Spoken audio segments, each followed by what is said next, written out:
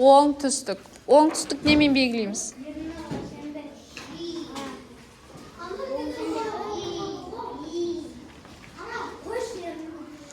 Оңтүстік. Артыңа қой. Ернар қазір менен тая жейді. Енді жаңағыдай тұр былай. Денені былай наста. Күнге қарай, иә. Оң қол жағың не болады? Күн артыңмен тұр. Алдыңғы жағың не болады? Солтүстік, иә. Арт жағың? Арт жағың не болады? Оңтүстік, дұрыс. Оң қол жағың? Шығыс, дұрыс. Сол қол жағың?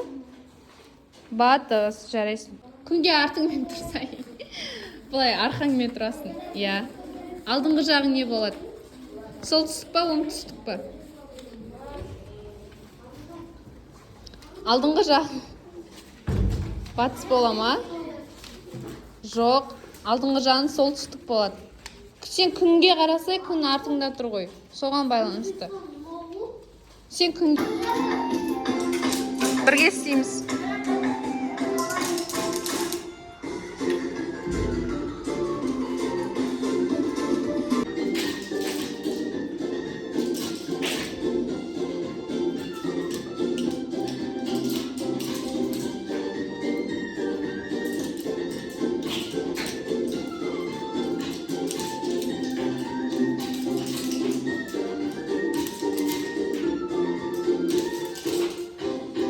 Ya, bir жағында. Ya.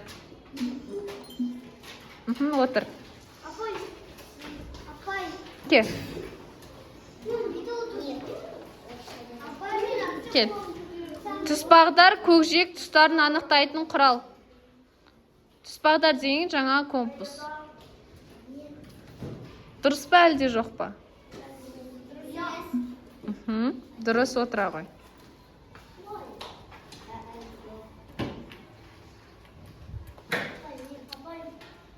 Кел, Шерхан.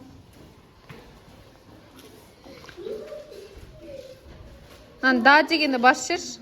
Я, кел. Ой, біреуін кетіріп тұсадың.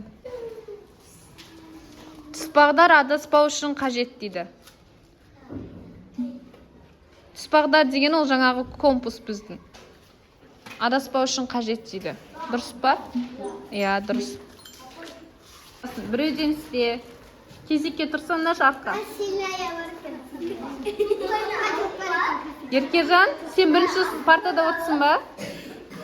Үшінші партамен келесің. Апардыңдар ма? Я. Қолмен апарасыз. Бол, тез апар. Болды, отыр. Енді отыр. Қара. Екіншіде суреттерді қарап шық. Көкжиек тұстарын жерге қара. Екінші тапсырма келмесінде. Біріншісінде сөздер тауып, сөздер табамыз ішінен. Анан әліппедегі ішінен сөздер тауып, соны сызамыз үстін. Суреттер қара.